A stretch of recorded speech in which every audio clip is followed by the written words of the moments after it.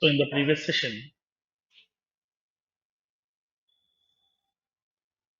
we have discussed about arrays and we have discussed what exactly an array and what it indicates, how to define arrays in Apex programming, and what is the syntax we used to follow to define an array. And whenever we are defining an array, what will happen behind the screen, how the memory will be getting calculated, how the memory will get reserved, how it will recognize each and every partition based on the index positions we have discussed. And once the array has been defined, then how can we manage the elements inside the array? Like how to store the elements, how to fetch the elements from the array based on indexes we have discussed in the previous session. Now today we'll see a practical use case on this, how to define an array and how can we manage the elements. We'll see with the practical. Okay. So let me go to my Salesforce R.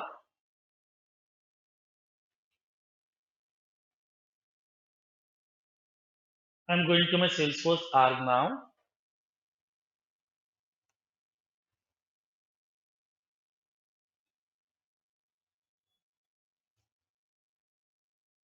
I'm going to the developer console.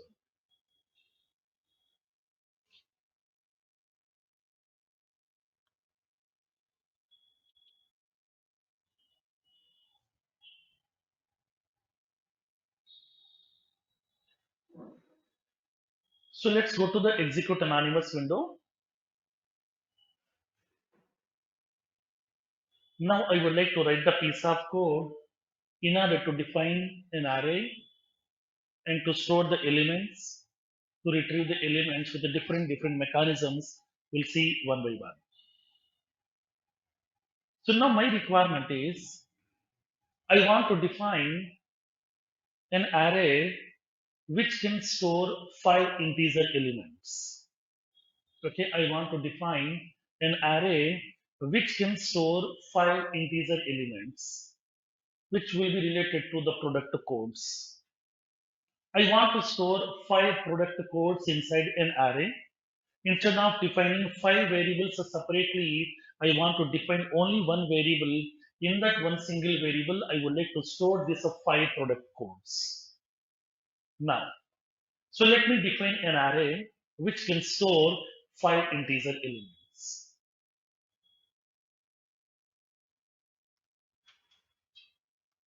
Now, what is the syntax we used to follow now?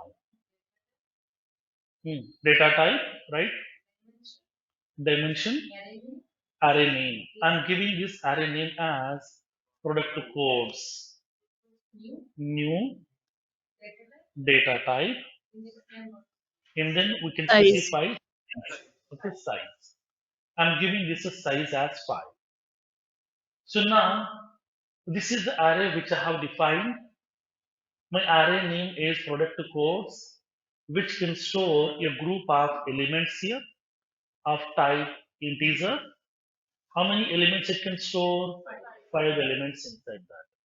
In order to store this 5 integer elements, whatever the memory is required, that memory will be getting calculated and assigned by new keyboard. Okay, yesterday we have discussed.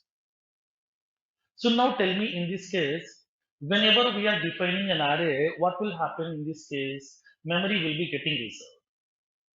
Automatically memory will be reserved. How much memory will be reserved for this array? 20 bytes. 20 bytes of memory will be getting reserved because so now here each integer element can occupy 4 bytes of memory here, totally 5 integer elements, so 20 bytes of memory will be reserved. This 20 bytes of memory will be dividing into 5 equal partitions. The memory will be dividing into 5 equal partitions. Each partition will be getting recognized with the help of index position starting from 0, 0, 1, 2, 3, and the 4. Now in this particular partitions, what is the default value will be storing by Salesforce? Null value. Here it will store the value null. In each and every partition, it will store the value null. Here also null. In all the partitions, it will store the default value as null. Now this memory will be pointing to this array. Now tell me, in this array how many elements are available? 5 elements. What are those elements? Hmm. What are those elements? Hmm. Elements means values. What values are there? Nulls. All are nulls. In this array, by default, all the elements are null. So now in this case, I would like to collect the size of this array. In order to get the size of this array, as part of OPPS programming, Salesforce provides a built-in method called as size. There is a method called as size method. Size method is used to get the size of the array. That means how many elements are available in this particular array. To collect that size of that element, we are using this size method. It's a built-in method given by Salesforce. Just we can specify array name dot size. Now let me show you. Print the array size. I would like to represent system.debug array size is, we can specify the array name. That means what? Product to quotes dot size. There is a built-in method called as a size method, which is used to get the size of that array. Size means number of elements exist in my array. Now click on execute button. Now let's see the result. Select the debug only. Now it is indicating array size is 5. So now this array contains 5 elements. What are those elements I would like to print? In order to print these elements, I would like to go to my array here. I want to print the array elements. I want to print the array elements. System.debug product codes are, I would like to specify that array name. Whenever we are passing this array name, then in this array, whatever the elements are available, all the elements will be printed within a single row by separating a comma. But as of now, have we stored any values in this array? No. If you are not storing any value, what value will be storing by Salesforce? Null. So it will store 5 null values here. Now, whenever I'm printing this array, it will be printing all those 5 null values here by separating a comma. Click on execute. Select the debug only checkbox now. Now it is indicating that there are 5 elements are there, all the elements are nulls. So that here we can see all these elements are null, all the elements will be printing within a single row by separating a comma. Clear? So now here in this case, whenever we are defining an array as part of your OPPS programming, by default it will reserve the memory. If that memory will be dividing into various partitions, in those partitions it will store the default value as nulls. Now I don't want to store these null values inside my array. I want to assign my own values. Then how can we assign the values here? Now let's see. Assigning the values. How to assign the value then? Okay. Array name or index position. Okay. Now we have to specify product codes. Product codes is an array. That array contains so many partitions. In which partition you want me to store this element? To indicate that, we are indicating index position also. I'm giving the index position 0. That means in the first partition, I would like to store the value here 8900, okay, 3472. This is the first product code. Then I would like to store the second one. Product codes of 1. I would like to store 44900942. This is the second product code. Product code of 2. I'm giving the value. Now I'm giving this value. Product code of 3.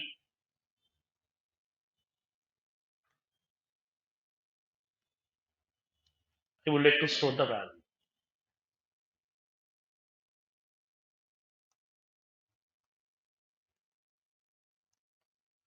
Product codes of 4. I'm giving this value. These are the values. These are the 5 product codes I have stored. In each partition, we have stored this. Can I store one more product code? No. If I try to pass, what will happen? Suppose if I'm passing that product codes of 5, I'm giving some value. I'm giving total 6 product codes, 0 to 5. That means 6 elements. But the actual array size is only 5, 0 to 4. But here I'm passing 0 to 5. When you click on execute button, it will show that exception message over here. System dot list exception, okay, list index out of bounds 5. Whatever the index position that you have given 5, that is out of range. So that cannot be acceptable because arrays are fixed size collections whose size cannot be grow, cannot be shrink at runtime. Okay. Now, so now here we are removing this one.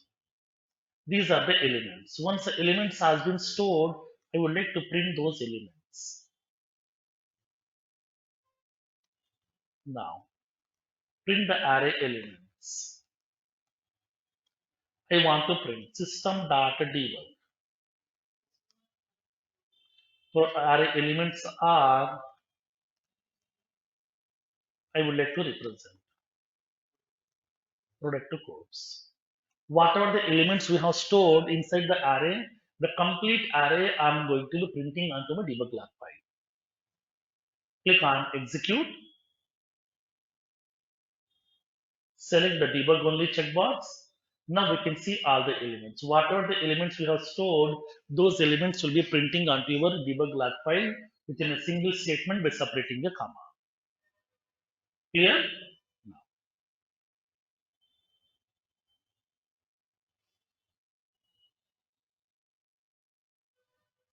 Now in this case, now tell me here.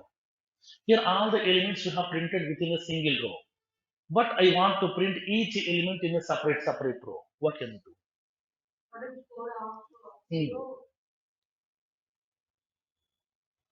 Printing the elements in separate rows. How to print each element? Okay. Mentioning separate codes. Right. Now in this case here, what we need to do? Instead of printing this complete array, each element we need to print separately by using array name along with index positions. Now, then how can we do that? Let's see. System.debug, I'm indicating product code is, I would like to show product codes of 0. Like the similar fashion. To print the second one, I'm using this second. To print the third product code, I'm passing the index. To print the fourth element here. To print the fifth element. Now here I'm passing this index position. Depends upon my application requirement, I would like to print each and every product code in separate row, so that here we are going to be printing this all these elements in a separate row over here. So now in this case, I'm printing each and every element by using array name along with index positions. Based on that index position, the corresponding element will be printing onto my debug log file. Clear? Let me execute this piece of code. See the results.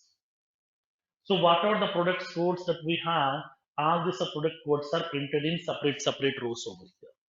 Instead of printing all the elements within a single row, I would like to print those elements in separate rows by using the separate system.debug statement. Clear? Now, so now here in this case, let's see. Here I have 5 elements are available, so that here I have written 5 times a system.debug statement. If you have 100 elements, then will you write 100 times system.debug like this? Right. In this case, then now tell me, when you observe this statement here, most of the code will be same, right? Except this index position, okay? Except this index position, everything will be same, no change.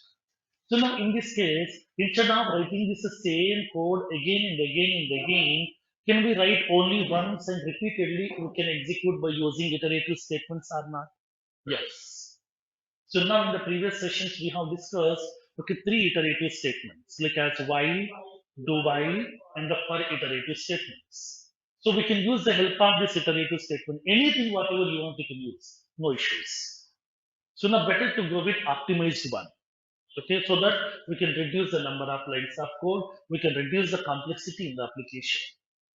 So that whatever the code that we have prepared as of now, it is having some repeated code is available, repeated statements are available. So instead of writing this the same code again and again and again, I want to write only once, and then I would like to repeatedly execute that code till the required number of times by using iterative statements. So I would like to go with an optimized way of iterative statement that is for loop. By using this for loop, I would like to execute this piece of code here. Now, tell me how can we write this piece of code?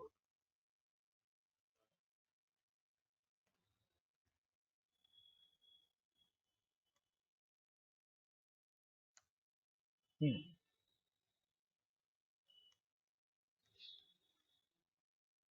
I'm indicating.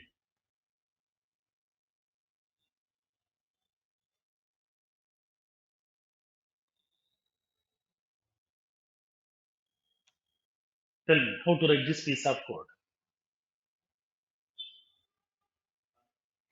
We need to use that for iterative statement. Hmm. Integer max. Initialization part, conditions part, and then incremental decremental part. Now tell me here in this initialization part what we need to initialize. Integer max. Now, in this case, what needs to be done? Now, this is the piece of code which I would like to execute repeatedly here. In this case, I want to write this a statement once. Okay, I want to write this statement once, and now I would like to execute this statement how many times? 5 times. Why 5 times? Because array size will be 5. Now, in that case here, we need to okay pass this value. I would like to pass the index value. Now, index will be from where to where? 0 to 4. So now in this case, what needs to be done? Hmm. Define the variable here. Integer Integer index equals index to what is the value? 5. 0 or 1? 0. Why 0? Index The is index starting position from starts with 0. 0, Okay. 0, Now, so that I'm initializing the variable with 0. 0. Next, Max number. what is the condition? Index Okay. less than Index value less than or equal equals to to 5, less than or 4, equals 4, to 4, 4. 4. Or else we can write that less than 5 also we can able to write. That means it will go up to 4. Okay, whatever the way you want here. Yeah. Now less than or equals to 4. Next. Index plus plus. Now because here every time the index value will be keep on incrementing by 1. So that here I would like to use that index plus plus. That's it. Now, so we have prepared a for loop. The for loop is going to be iterating this collection from starting. That means from index position 0 to till it is reaching to 4. That means 0, 1, 2, 3, 4. So now it will be executing that statements here by incrementing this value every time by 1. Now I would like to print that value. System.debug product code is, I would like to specify product codes are 5, 0, Then index position. Index position we are maintaining where? In the index variable. So now index variable will be holding that. Initially, index variable value is 0. It will check the condition 0 less than or equals to 4. So the condition will be satisfied. Now it will be passing this value here. Product to codes of index. Index value is what? 0. So now it will be passing that the product codes of 0. It will print the first element. Then index value will be incrementing by one more. Then what will be the value then? 1. It will check the condition. 1 less than or equals to 4. Condition is satisfied. It will prepare that, okay, get the element from index position 1. So product codes of 1, second element. Then index value will be incrementing by one more. So now it will be like that here up to 4. Clear? Now click on execute button. Select the debug only checkbox. Now we can able to represent. I have given some message over here for our easy understanding here. Now here whatever the elements are available, we are able to print. So instead of writing the system that debug statement multiple times, we can write that code only once, and the same code we can execute repeatedly till the required number of times as well. That facility is available. Okay, understood the concept now? Next. Now tell me here, I have a small change over here. Instead of using this hard-coded value 4, do we have anything to make it dynamic? Yes, sir, with size. Hmm. Product codes dot How? size. Sir, with size. Right, correct. I don't want to With put the number 4. I want to make that value dynamic. with the length of Hmm. the array. Hmm. Here, what we need to specify here? 4. Okay, up to it is reaching to 4. Then what we can do? Instead of writing that hard-coded number 4, can we write, okay, product codes dot size method? Yes or no? Yes, we can do that Yes, here. sir. We are using this size. Product to codes dot size. But size method will be returning the value what? Size means what? Counting the elements. Index will be starting Integer, from sir. where? 0. Integer, Counting will sir. be starting from 1 onwards here. Generally, counting will be starting from 1. So, but it will be returning this value what? 5. So now what we need here? 4. In that case, what we can do? Can we specify -1? Yes. Product codes dot size -1. Because index will be starting from 0 onwards. So now we need to go to that till we are reaching to 4. Suppose if you don't want to write this -1, simply we can specify here less than symbol. That's it, over. Okay. That means here index less than size. Size means what? 5. Okay. Less than 5 means up to 4. Clear? Any one of this mechanism we can use. Let me execute this piece of code.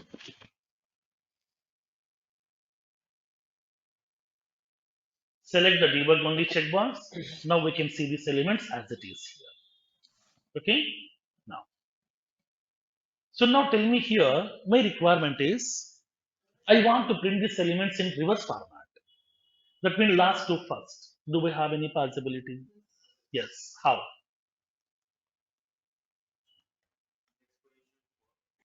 So take the index as a size of the array and then decrease the index counter. I'm indicating this. System.debug.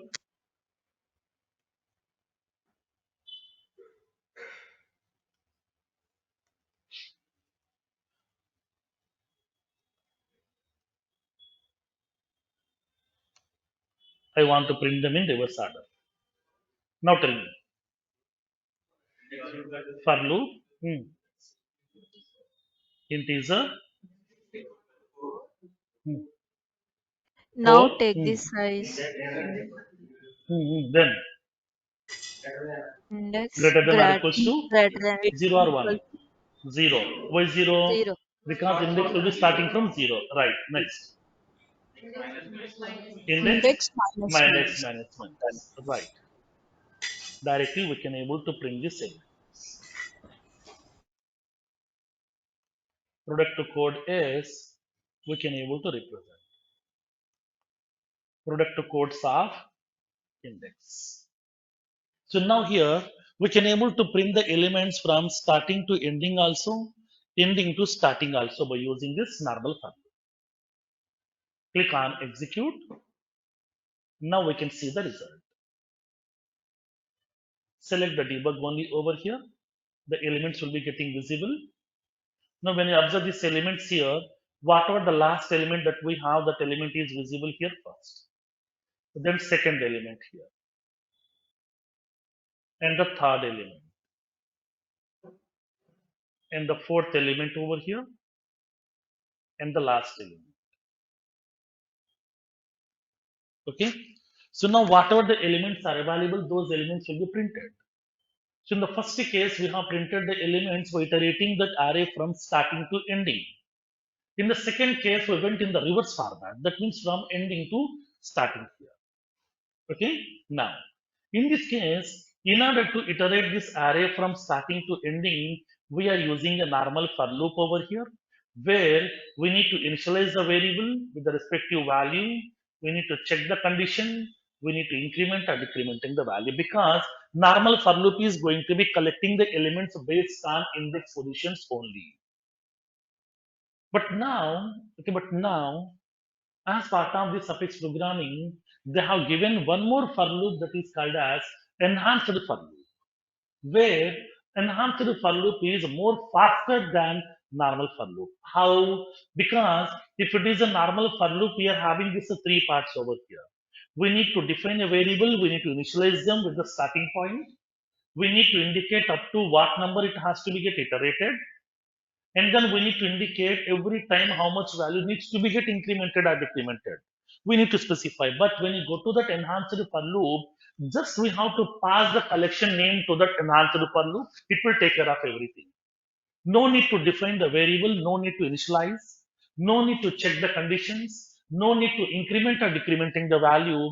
Everything will be taken care by the enhanced for loop automatically. Because normal for loop will be collecting the elements or managing in the elements based on index positions only. But in enhanced for loop, it won't consider any index. There is no index concept as part of enhanced for loop. Instead of collecting the elements based on index, it will pick up the element value directly over here. That is the internal functionality of enhanced for loop. Then, in this case, how can we use this enhanced for loop? Now, let me explain.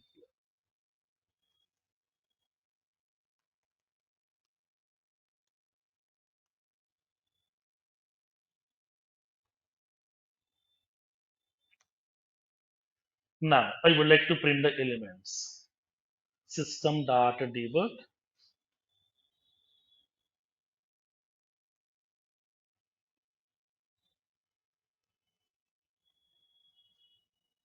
We are using enhanced for loop. Now, in this case, what needs to be done is use that for. Same here also for. Now, in this one, just we can able to specify a colon notation here. In between the braces, specify colon. For this colon, we are having two sides are available. There is a left side, there is a right side. Okay, two sides are available. For this colon, we have left side, we have right side. Now in the right side, specify the collection, that means the data source, where exactly the elements are available, we need to pass. Where is the elements available here? In the array. What is that array name? Product to codes. Just you can pass that array name. In the right side, just you can able to pass that collection. That means the data source, where exactly the elements are available, where exactly the data is available, pass the data source. Now, this enhancer for loop will go to the data source. It will collect each element. It will collect each and every element from this array. Every element will be of type what? Integer. So just you can define one element, okay, variable in the left side here. Just you can define integer, some p code I'm indicating over here, like as product code. Define a variable here, that's it. Then in this case, what it will do, it will go to this particular array.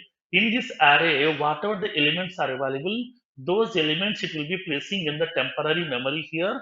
From the temporary memory, it will collect each and every element, it will be placing into this particular variable here. From there, directly we can print this value.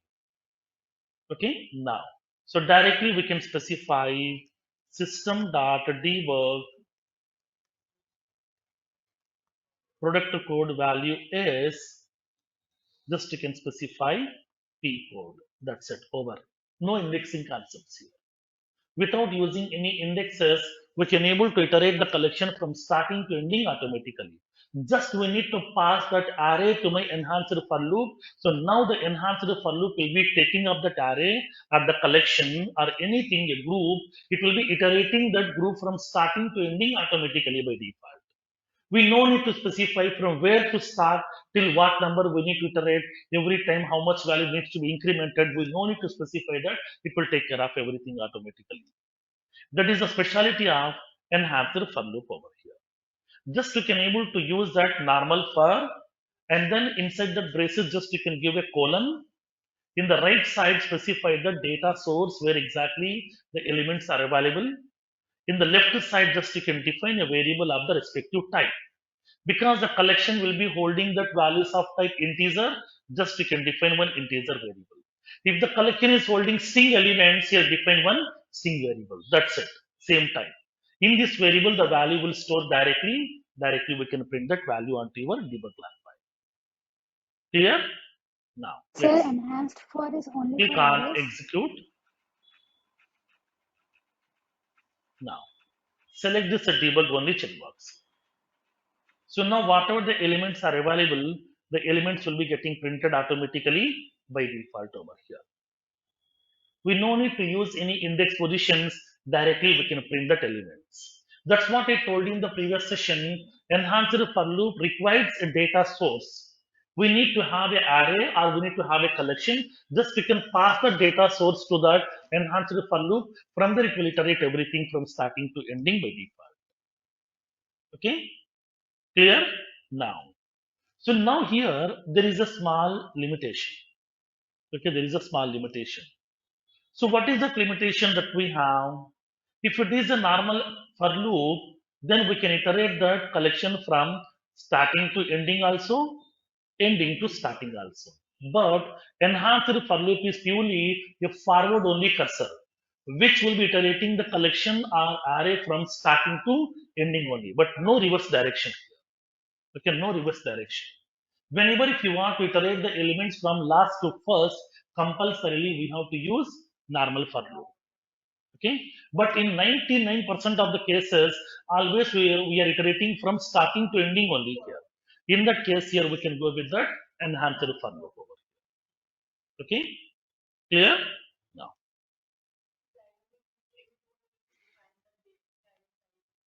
right, it will take care of automatically. We no need to define any size. We no need to give any index positions, starting index position, ending index position, nothing. Because it is not depending on indexes, it will be depending on the element values directly. Okay, Sir, enhanced for is there understood the in concept only here? Apex? Enhanced for loop is available in Apex also. When you go to the Java programming C sharp also we are having. There it will be called as for each. Okay. Okay, that only enhanced For for. each Okay, sir. statement. When you go to Okay, sir. JavaScript, this will be called as for off. When you go to the JavaScript, this will be called as for off statement here. Okay. Okay, sir. Thank you.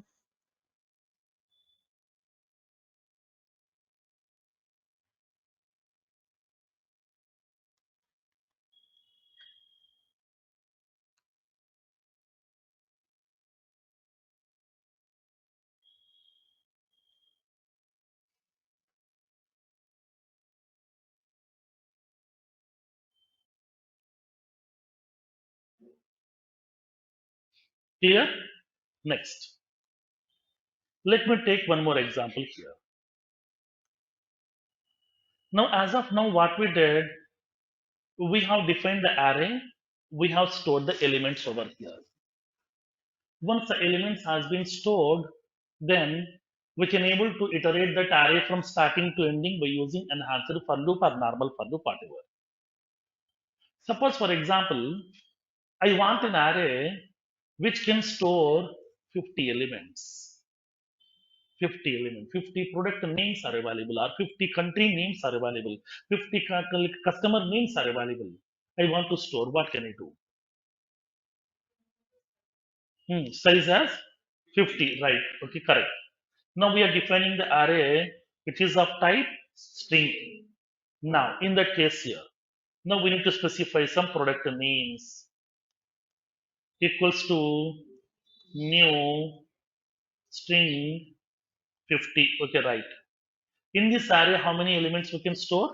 50 elements here we can store. Because product names. How to store the elements? Hmm.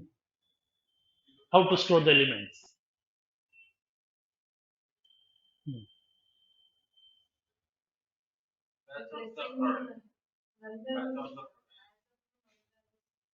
By default, null. Now I want to store product names. How? Using the for I loop, want to sir. store. Hmm. Okay. Okay. How to pass the value at runtime?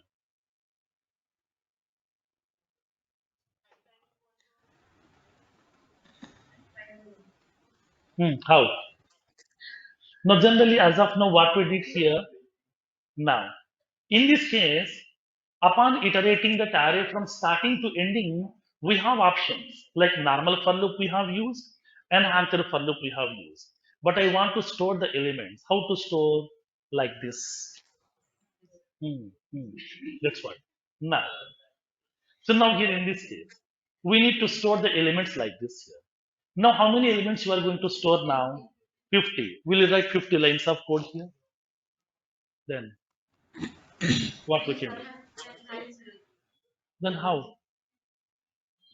Enhanced for loop Sir, we can use, we can iterate from starting to ending, fine. Then how to pass a value for each and every index? Hmm. In this case here, okay, in this case, whenever we are defining the array itself, we can store some elements.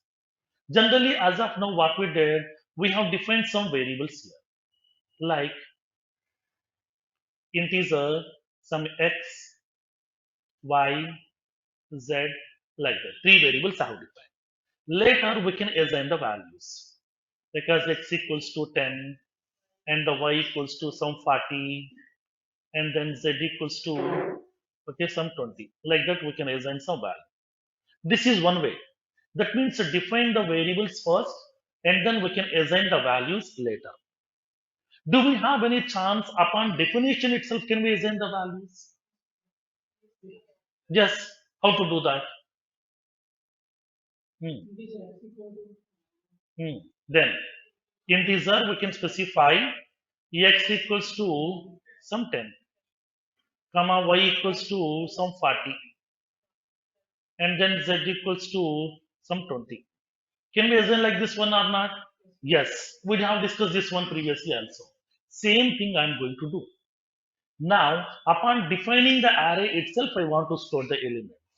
I don't want to store the values separately for each and every index position. I want to store the values at the time of definition itself. Then how to do that? Okay, now let me show you with a practical. Now, in this case, defining and initializing the array.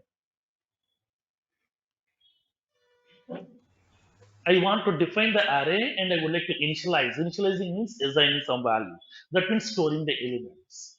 So for that one, I'm defining a string array now. Some country names equals to new string array. Generally, what we will do, we are going to placing that size here, like as some 10 or 20, 50, whatever. But now, what I'm going to do, I'm not going to be assigning the values later. At the time of definition itself, I'm going to store. So don't give that size. Here we can store the elements by using curly braces.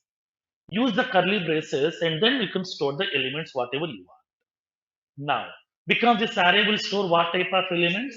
String. String elements how to pass? Single quotes. Suppose if the array is a numerical, we can pass the value directly, like some 20, 90, 345, like that we can pass. But this is a string array. Each element should be of type string, which we need to enclose in single quote, so that we can specify in single quote. I'm passing this value, India, United States, Japan,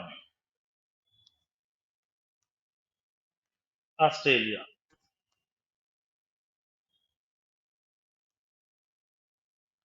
Middle East, China, and then I would like to specify now Spain. Hmm. It's already added, madam. Now, now in this case, I'm adding some more elements also. Huh? Mhm. Now, Bangladesh, now, now UK. These are the elements. Is it your favorite place? Now, now in this case, now I would like to store all these elements inside my array here. Upon defining the array itself, I would like to store a collection of elements. Now tell me how many elements we have stored. This is the first one, second, third, fourth, fifth, sixth, seventh, eighth, nine, and the 10. Total 10 elements we have stored. Here we no need to specify any size. Whenever we are giving the elements inside this curly braces, then upon definition, Salesforce will be counting how many elements we have stored. Based on that elements count, it will define the size automatically. Okay, understood the concept here? So now here we are not giving the size, we are giving the elements directly. So based on this elements count, it will be defining the size automatically by Salesforce. Now let's see. Print the collection size.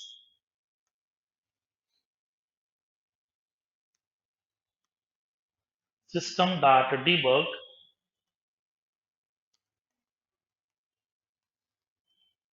collection size I would like to print country names dot size. Now click on execute button. Now we can see how many number of elements are available inside my collection. So now it is indicating collection size is 10. So now the count is correct because it is representing that there are 10 elements are available inside my array. Now I want to print these elements over here. Print the country names. Now tell me, I want to use enhanced for loop.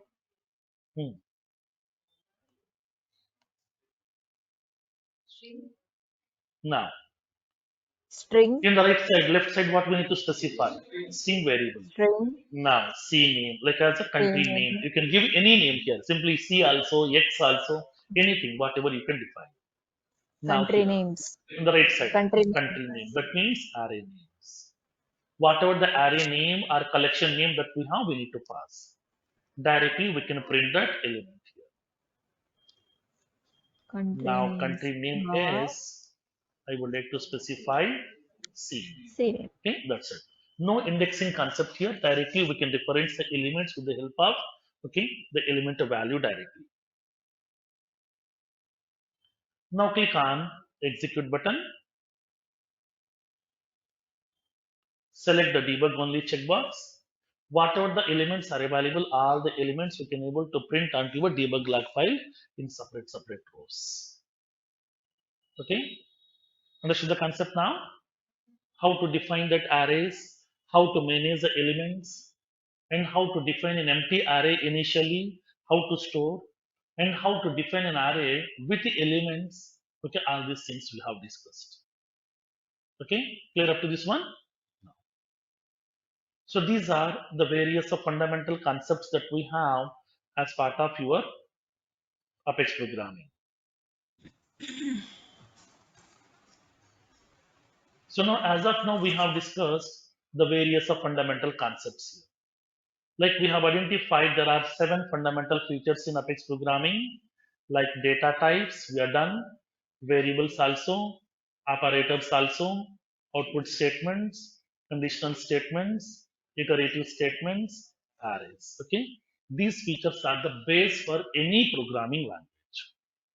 You can go to any programming language also. It may be Pascal or Basic or C, C++, Java, C Sharp, VB, Python. It may be Apex also. When moving forward, when you go to Lightning framework, when you go to JavaScript also, same features, no change at all.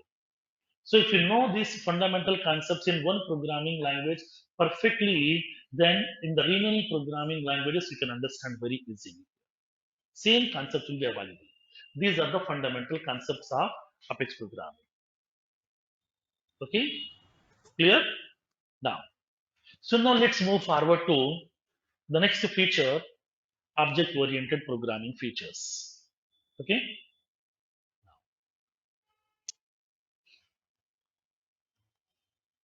Sir, sir, if there is just 100 string values, then in that case, what we can do? now we have to store like that, same. Okay.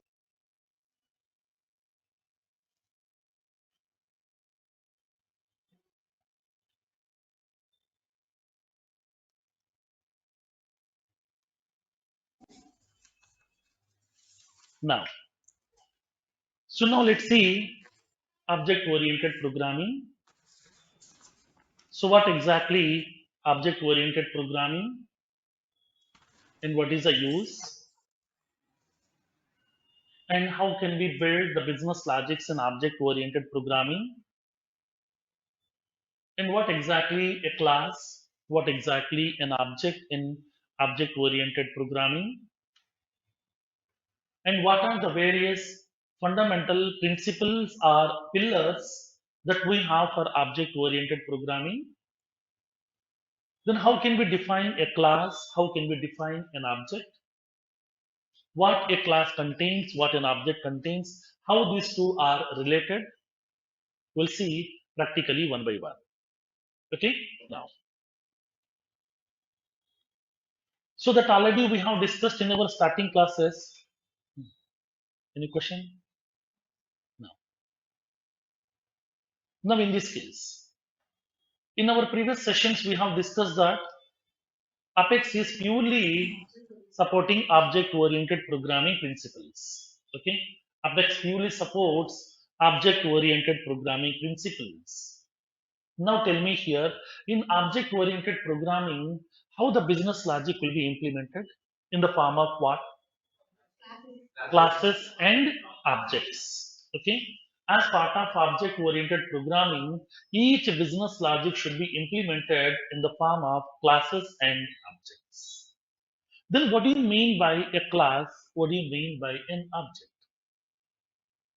How to define a class? How to define an object? Hmm. No, that object is different. Forget about those configuration part. Okay, now, no, admin part is over. Now, Class is a blueprint, sir.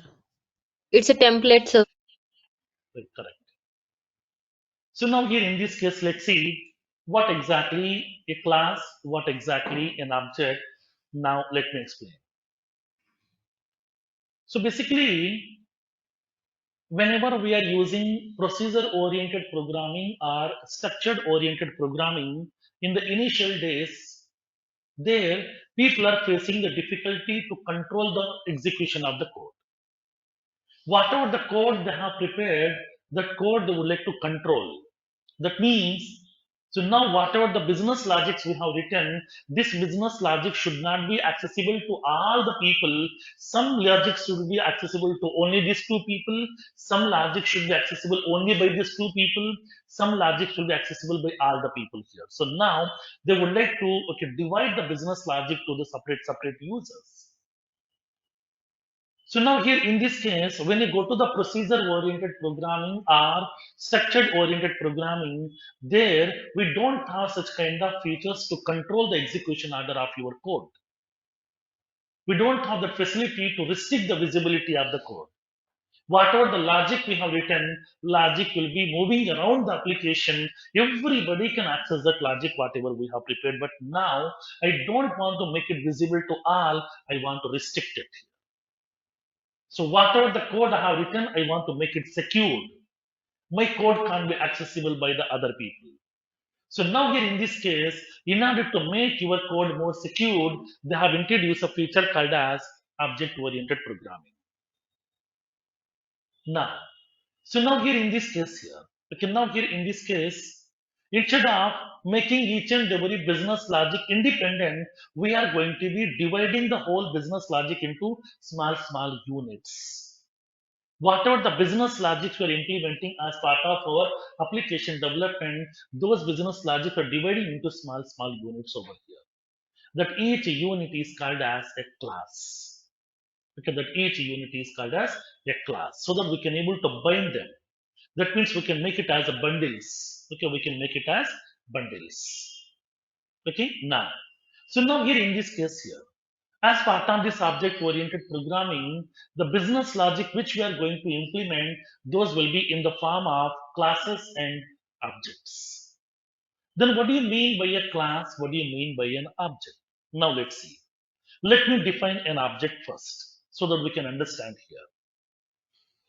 So basically, whatever the things are available in the real world, okay, whatever the things that we have in the real world, each and everything is nothing but an object. Each and everything is nothing but an object. Like, for example, we have a pen, it's an object. Book, it's an object. Laptop, it's an object. Mobile, it's an object. Light, it's an object. Fan, it's an object. Whiteboard, it's an object. Table, it's an object. A person, I'm also an object here. Everything. So, whatever the things that we have, which in the real world, each and everything is nothing but an object. Like, for example, we have a fan. Okay, this is a fan. The fan which I'm looking at right now, it's an object. Okay, the fan which I'm looking at right now, it's an object.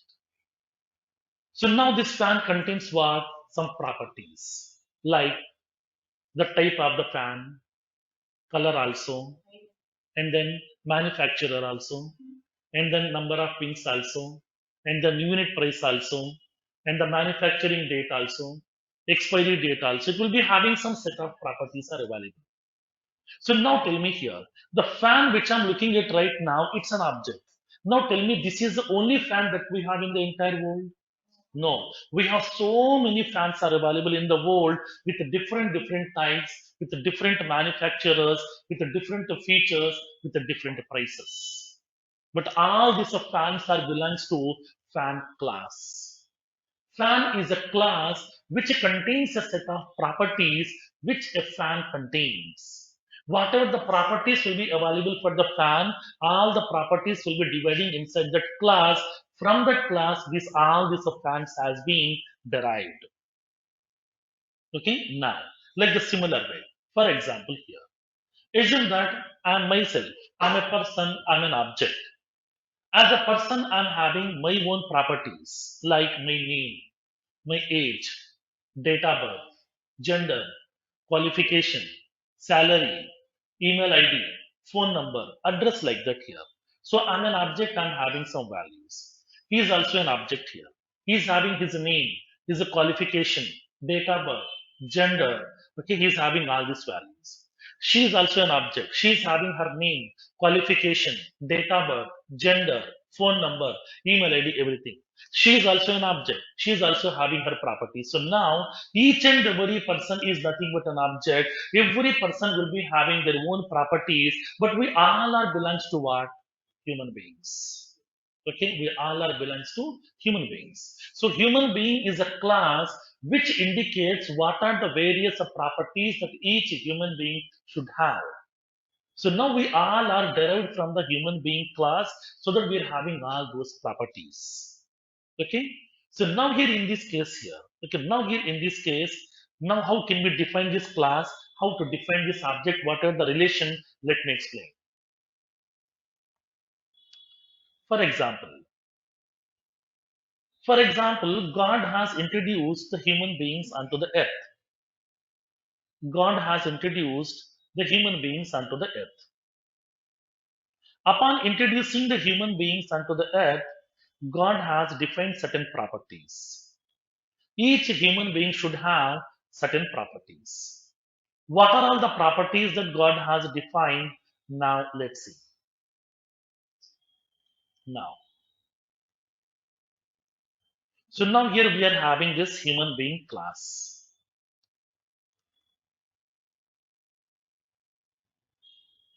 Now, so now here upon introducing the human beings onto the earth, God has defined certain properties like name, date of birth, age, gender, qualification, salary, email, phone, location. That means address. Like that here, so many properties he has defined. So God has introduced the human beings unto the earth. Upon introducing these human beings unto the earth, God has defined certain properties that each human being should have. Okay, now these are the various properties. For example, today a new baby has been born. Today, a new baby has been born. It may be baby boy or baby girl, whatever it might be. So now a new baby has been born.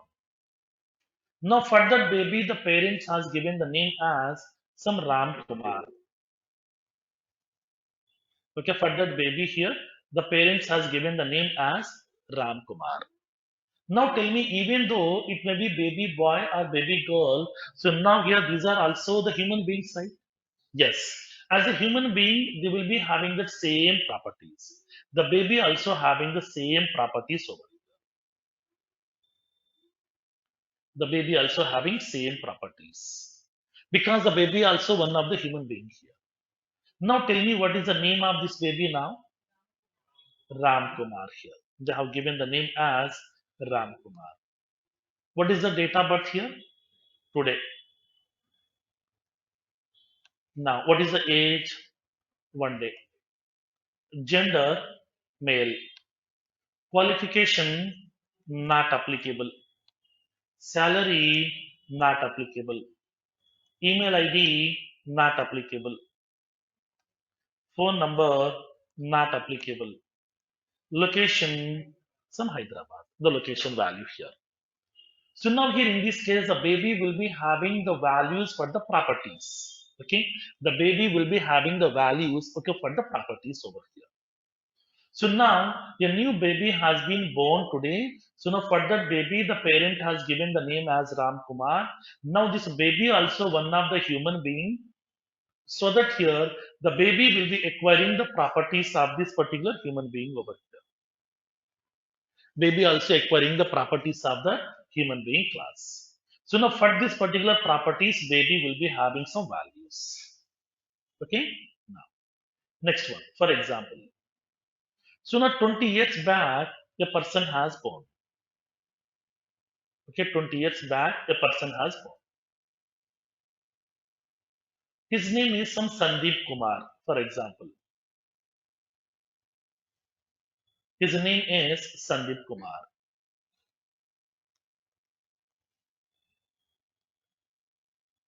His name is Sandeep Kumar. Now this person also one of the human being, right? Yes. He is also having the same properties over.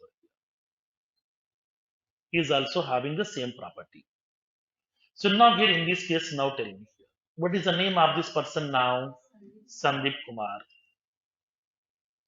What is the date of birth here? We can specify some value. Okay, 10th of March, okay, 2003. Age, some 20 years. Gender, some male. Qualification, some BTech. Salary, 20,000. Email ID, sandeep@some gmail.com.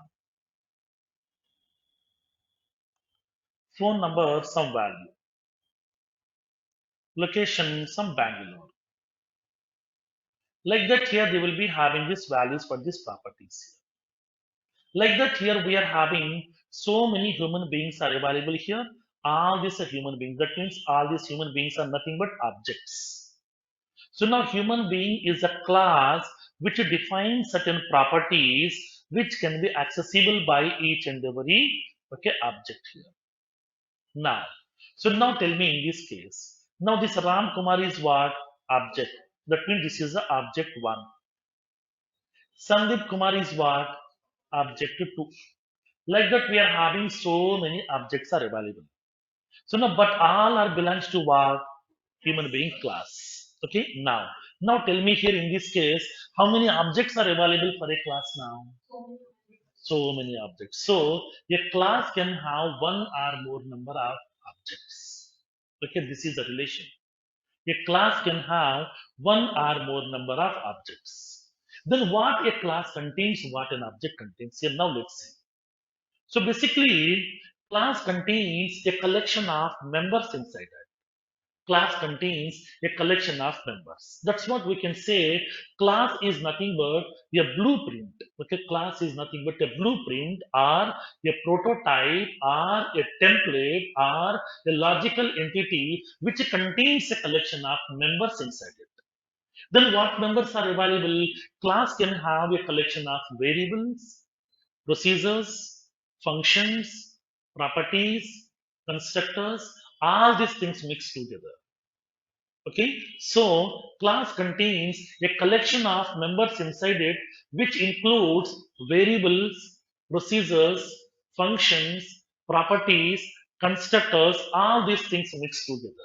Then what is the need of all these things? We can able to make them as a group. Why? In order to make it secured. It's like as a bundle.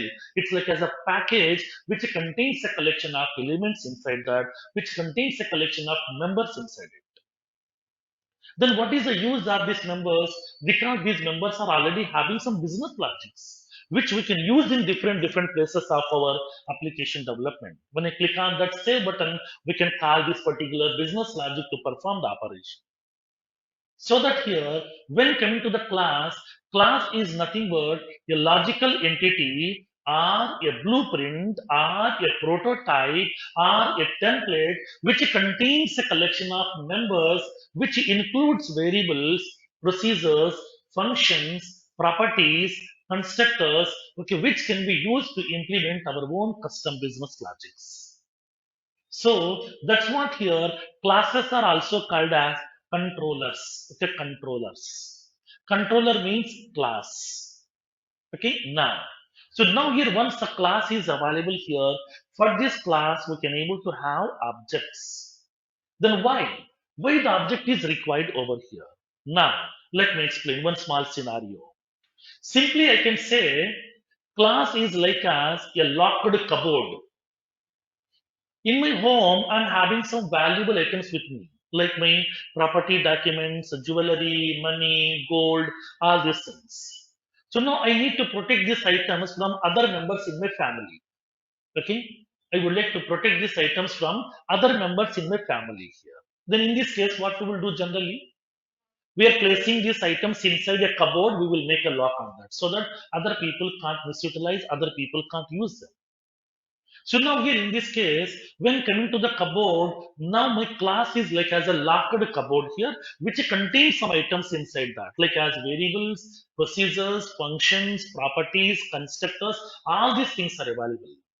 Now tell me, for example, if anybody wants to use, that means if your family member wants to use some items inside that cupboard, Like whatever the property documents, jewelry, money, gold, whatever, anything. If any of your family member wants to use those items, then what they need to do? They need to access that. How they can access? They need a key. By using the key, they can unlock the cupboard, they can use items whatever they want. So now in that case, because the cupboard is already locked one, which can be accessible by the other people, so that if anybody wants to access, then we need a key.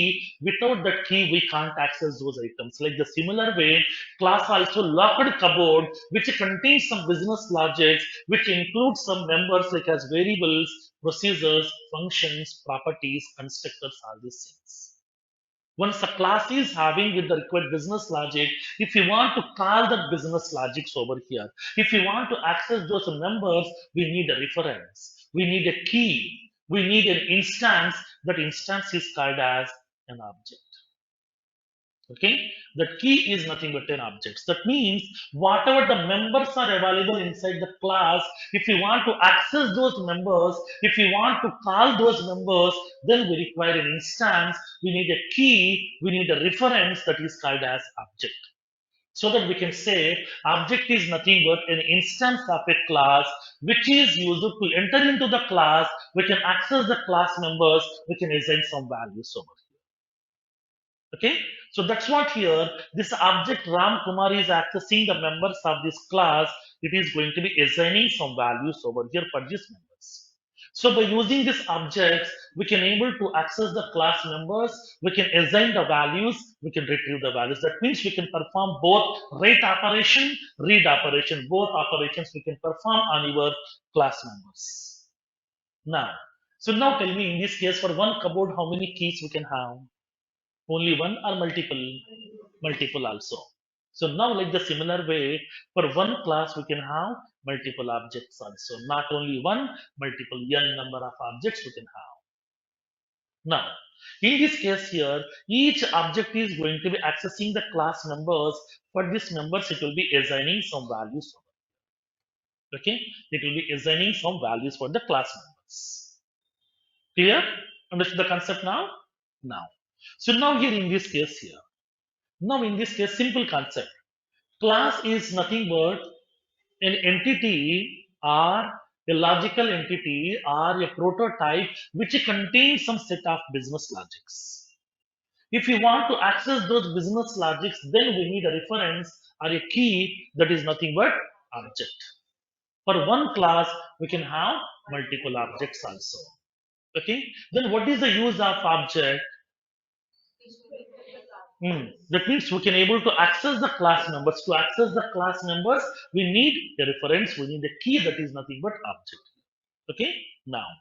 So now tell me in this case, memory will be reserving for what? For class or for object? Hmm. Memory will be allocating for what? Why object? Object. Why not class? Okay, okay. Hmm.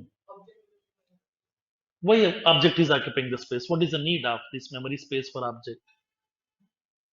Generally, memory will be for what? To store some data. Now the values are available where? Class level or object level? Object level. Object So level. in this case here, memory will be required to hold the values, to store some data. The data is available where? In the object level. So that here, memory will be always reserving for objects, not for the classes. Because class simply having the structure, it will be having the simply the members. So now whatever the values you are going to assign, those values will be storing at the object level. So memory will be always reserving for objects, not for the classes. Clear? Next, second point. So now tell me in this case here, here I'm having two objects are available.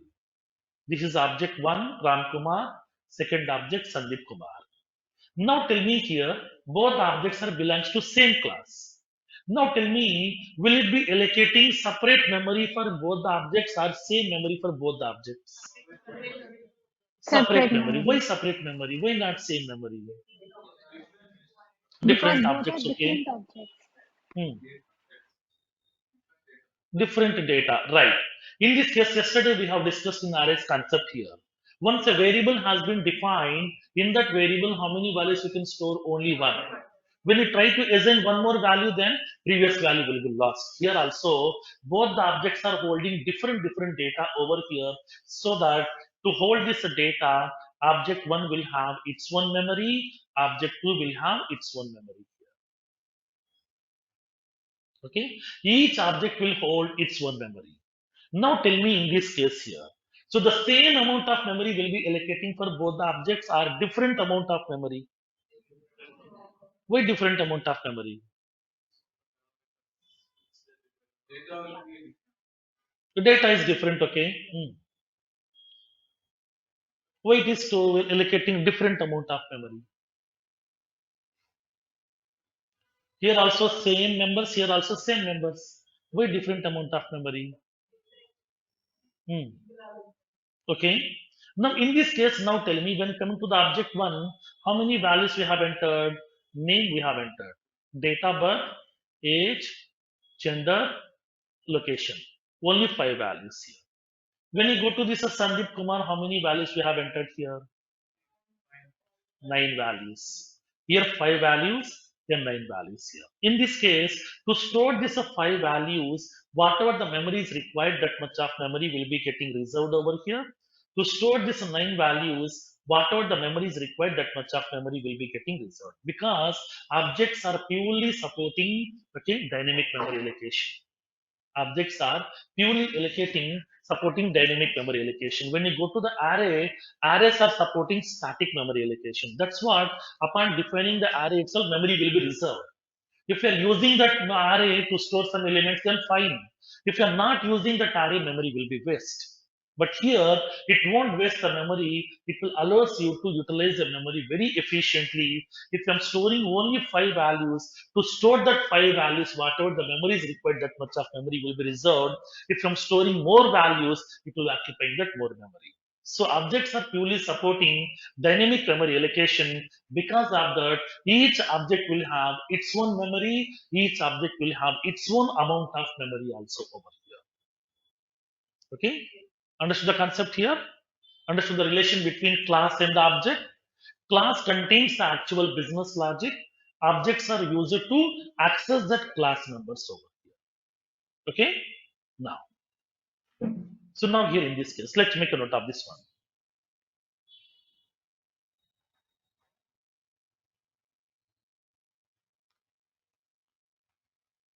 While using procedure oriented or structured oriented programming, while using procedure oriented or structured oriented programming to implement the business logic, to implement the business logic, it won't provide much security for the code, much security for the code. The code will get move around the application,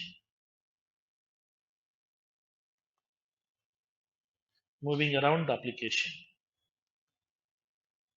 Now,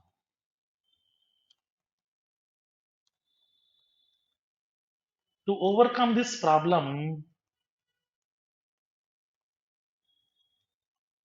we have to use the help of object oriented programming.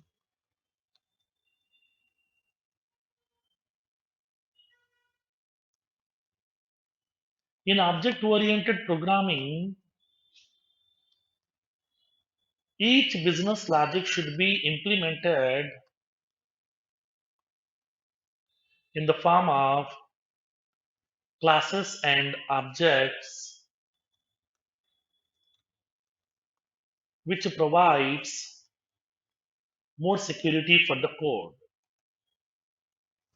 which provides more security for the code.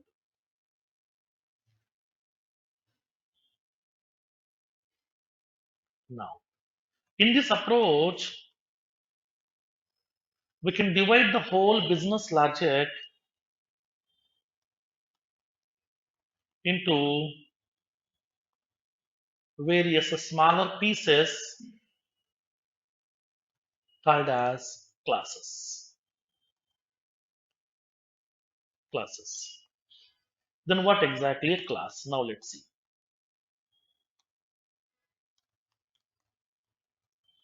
A class is nothing but a blueprint or prototype or logical entity which contains a collection of members inside it.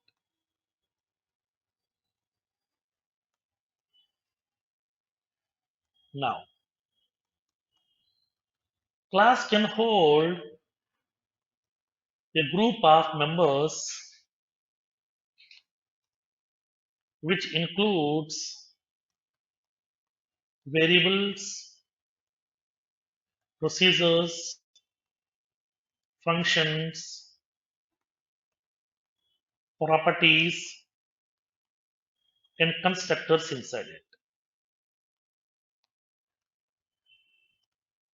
Classes are used to implement the custom business logics,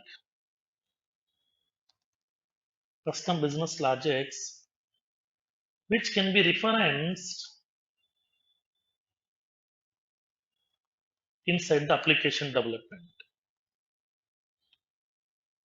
Inside the application development to perform the required actions.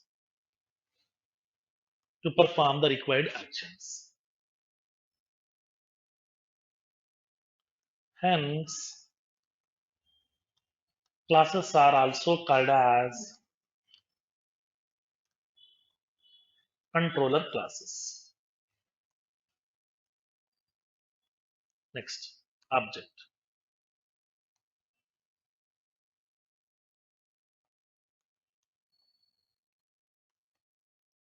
Once the class has been defined with the required members, then we can access the class members with the help of objects.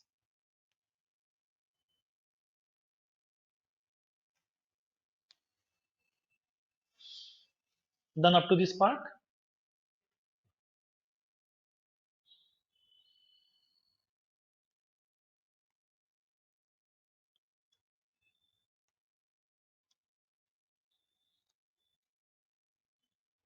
Now, object is nothing but a reference or a key or an instance of a class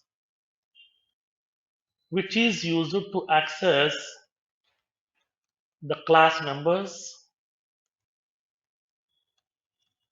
and we can assign or retrieve the values from the class members.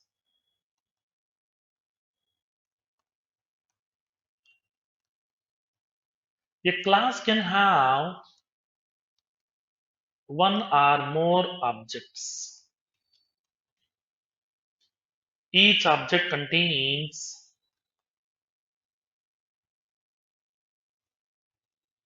different set of values for the class members.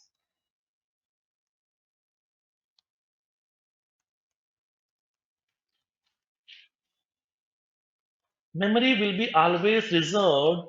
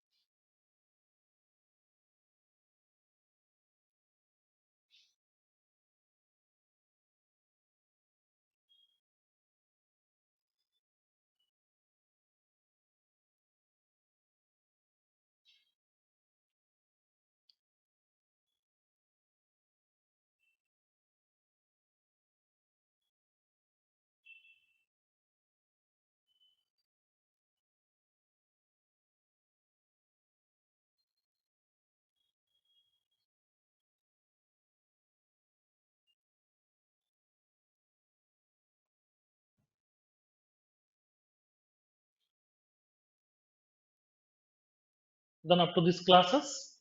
Now,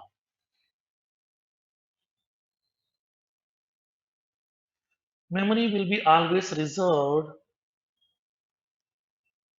for the objects.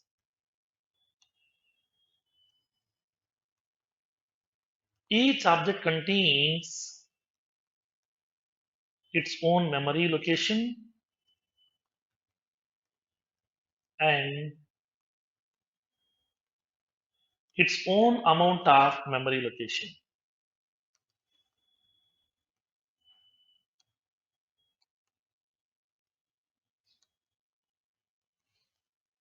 Objects are purely supporting dynamic memory allocation, hence we can avoid the memory wastage.